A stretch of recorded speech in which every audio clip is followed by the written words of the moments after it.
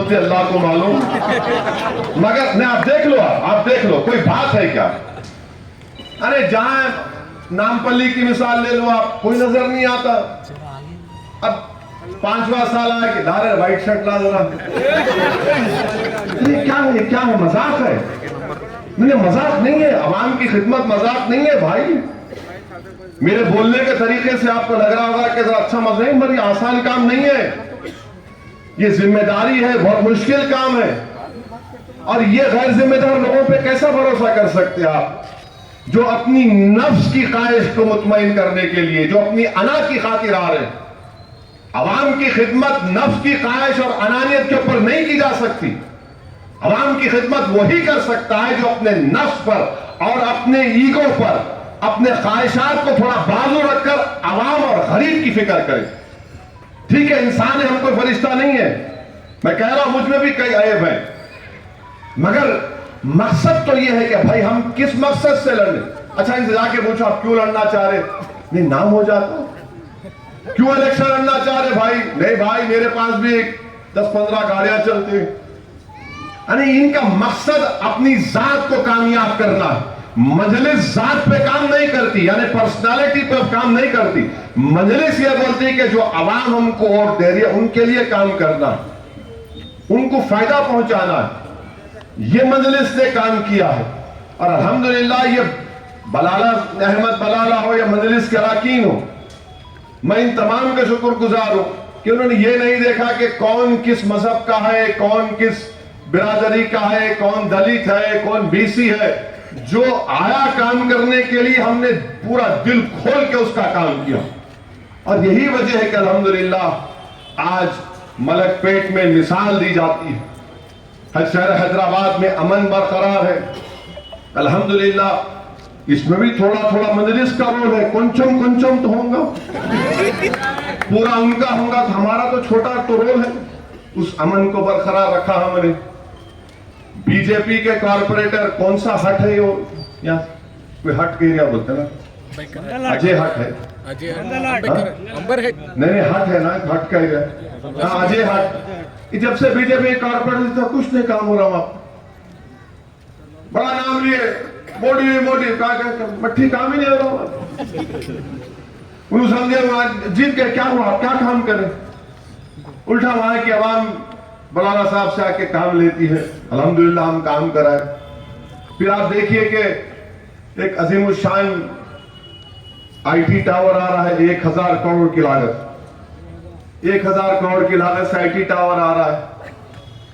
अब जो बात करें कि हमारे को बोलते थे, अरे क्या कर रहे भाई, देखो कैसा हो रहा हो, वहां देखो हाईटेक सिटी। अरे हाईटेक सिटी है, जब यहाँ भी हो रहा। हम किए काम, मंजूरी लेकर आए। और मैं आपको बता रहा हूं, उस आईटी टावर के लिए बलाला साहब भी मुत्तफिक होंगे मेरी बात से, 3.5 साल हम दोनों को मेहनत करना पड़ा।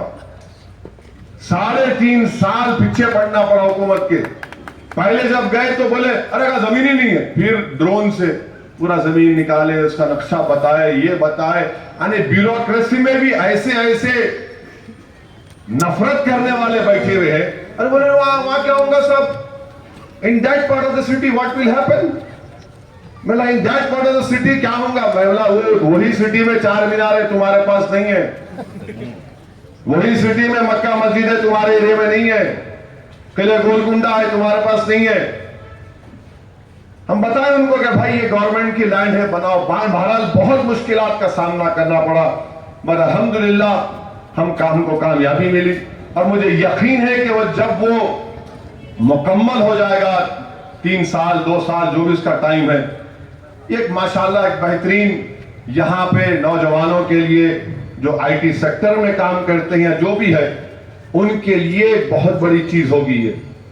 मैं तो सिर्फ वहां जब बैठा था, मैं इतना खुश था, इतना अपने आप को शुक्र अदा कर रहा था अल्लाह सुब्हाना व तआला का, कि जो लोग मजलिस को ताना मारते, देखो वहां पे जाके देखो ये लोग शेरवानी कुछ नहीं कर रही।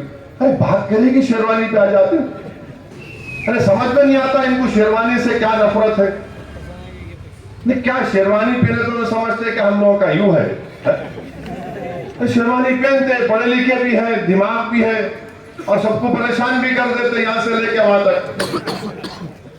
अल्हम्दुलिल्लाह वो टीवी आईटी टावर आ रहा है।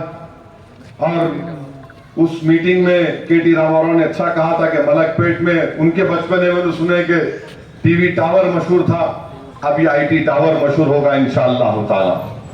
फिर आप जानते हैं कि अभी बराला साहब ने जिक्र किया कि चंचलगुड़ा जूनियर कॉलेज में स्कूल और डिग्री कॉलेज की बिल्डिंग बन रही है।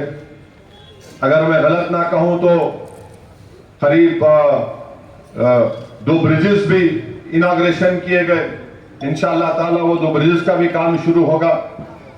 जीएचएमसी के कम से कम मैं आपको जिम्मेदारी के साथ कह रहा हूं कि 300 करोड़ के ऊपर के करीब काम जीएचएमसी में कराए गए। कल्याण लक्ष्मी और शादी मुबारक के 60 करोड़ के चेक अहमद बलाला मजलिस की तरफ से 4.5 साल में 60 करोड़ के कल्याण लक्ष्मी और शादी मुबारक के चेक ये यहाँ मलकपेट में दिए गए। 20 करोड़ की लागत से चंचलगुड़ा का जूनियर कॉलेज बन रहा है। और फिर 721 करोड़ रुपए रोड के ऊपर सीसी रोड, कम्युनिटी हॉल, नाला, बॉक्स ड्रेन के लिए इसमें इस्तेमाल हुए। और वो स्टील ब्रिज का काम स्लो चल रहा, मैं मानता हूं गलती हमारी। वो स्टील ब्रिज का काम जल्दी होना था। वो गुत्तेदार ऐसा मिला, एक क्लास सुनवा ने उन्हें। फिर मलकपेट में एरिया हॉस्पिटल में 52 करोड़ की लागत से वहां पर ऑक्सीजन प्लांट, 88 ऑक्सीजन बेड और 42 बीपीएल वार्ड, 37 एसएनसीयू वार्ड बनाए गए। फिर दबीलपुरा में 100 बेड के दवाखाने का वहां पर काम शुरू हुआ। 16 बस्ती दवाखाने बनाए गए, 4 यूपीएचसी बनाए गए, मिनी डायग्नोस्टिक हब बनाया गया। इलेक्ट्रिसिटी बिजली के डिपार्टमेंट में 240 करोड़ रुपए खर्च किए गए ताकि 24 घंटे आपको बरकी आ सके। और बगैर बिजली के चीचा व्हाट्सएप नहीं देख सकते, चाची बात नहीं कर सकते किससे भी। तो चाचा चाची के लिए भी काम किए। अब इन्हें कहां से उतरा पैराशूट में नहीं मालूम इन्हें। अब आप देखिए कि यह काम मजलिस ने किया।